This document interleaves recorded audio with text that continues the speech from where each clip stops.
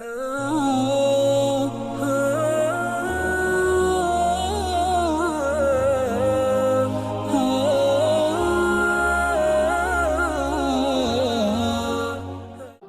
جس معاشرے میں ظلم پھیل چکا ہو اس معاشرے کا زندہ رہنا بھی ایک معجزہ ہے۔ حضرت علی کا فرمان ہے، نظام کفر کے ساتھ چلتا ہے، ظلم کے ساتھ نہیں چلتا۔ جب معاشرے میں ظلم پھیل جاتا ہے تو اللہ تعالیٰ اس معاشرے سے نظریں ہٹا لیتا ہے اور وہ معاشرہ حقیر، ذلیل، فقیر ہو جاتا ہے۔ ہمارے زوال کا سبب یہ نہیں کہ بجلی کوئی نہیں اور گیس کوئی نہیں، ہمارے زوال کا بہت بڑا سبب ہے کہ ہمارے عوام بھی ظالم ہیں، ہمارا غریب بھی ظالم ہے، مالدار بھی ظالم ہے، دیہاتی بھی ظالم ہے، شہری بھی ظالم ہے۔ حکومت تو بعد میں آتی، پولیس فوج تو بعد میں آتی ہے، پہلے تو عوام میں ظلم کی جڑیں گہری ہو چکی ہیں اور اس حد تک جا چکی ہیں کہ ظلم کرتے ہوئے احساس ہی نہیں کہ میں کتنا بڑا گناہ کر رہا ہوں۔ شراب پیتے ہوئے احساس ہے کہ گناہ کر رہا ہوں، زنا کرتے ہوئے احساس ہے گناہ کر رہا ہوں، کسی کو دھوکہ دیتے ہوئے کوئی احساس نہیں کہ میں کتنا بڑا ظلم کر رہا ہوں، کتنا بڑا گناہ کر رہا ہوں۔ تین چیزیں ایسی ہیں جو معاشرے کو زیرو کر دیتی ہیں، تباہ کر دیتی ہیں، صفحہ ہستی سے مٹا دیتی ہیں، اور وہ تینوں میرے دیس میں موجود ہیں۔ میں حکمرانوں کو رونا کیا روں اور میں محکموں کا رونا کیا روں، میرا تو ریڑھی والا بھی اس کا شکار ہے۔ ایک ظلم جس معاشرے میں ہوتا ہے وہ معاشرہ زندہ رہنے کا حق کھو دیتا ہے۔ ایک جھوٹ جس معاشرے میں جھوٹ ہوتا ہے وہ عزت کا حق کھو دیتا ہے، ذلت کا طوق ان کے مقدر کر دیا جاتا ہے۔ میرے نبی نے فرمایا تمہیں بڑے گناہ بتاؤں؟ کہ کیا؟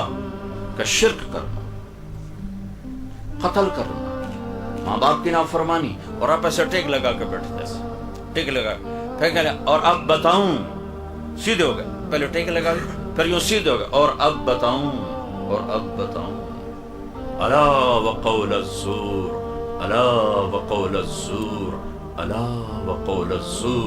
اور جھوٹ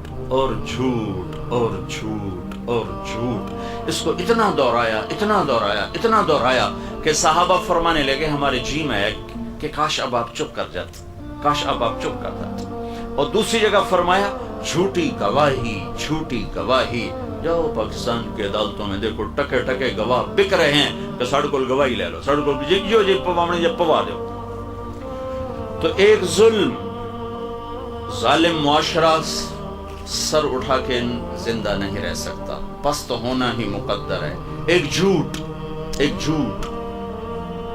ایسی لعنت ہے، میرے نبی کا فرمان ہے الصدق ینجی والکذب یہلک، جھوٹ ہلاک کرتا ہے، سچ نجات دیتا ہے۔ ہمارے چھوٹے بچے جھوٹ بولتے ہیں، ماں جھوٹ بولتی، باپ جھوٹ بولتا ہے، بھائی جھوٹ بولتے ہیں۔ سیاستدانوں کا جھوٹ تو بہت بعد میں آتا ہے، ریڑھی والا جھوٹ بولتا، سیل مین جھوٹ بولتا۔ 1 کروڑ پاکستانی اکٹھے کروں تو ایک بھی سچا نہیں ملے گا مجھے۔ تیسری چیز دھوکہ، خیانت، بددیانتی۔ ایک ہی گناہ کے کئی نام ہیں، دھوکہ، فراڈ، بددیانتی، خیانت۔ جس معاشرے میں خیانت، دھوکہ، فراڈ، بددیانتی داخل ہو جائے اس قوم کے لیے زوال ایسا ہی یقینی ہو جاتا ہے جیسے شام کو سورج کا ڈوبنا یقینی ہوتا ہے۔ جیسے سورج کو واپس نہیں لا سکتا اس معاشرے کو ذلت سے واپس کوئی نہیں لا سکتا۔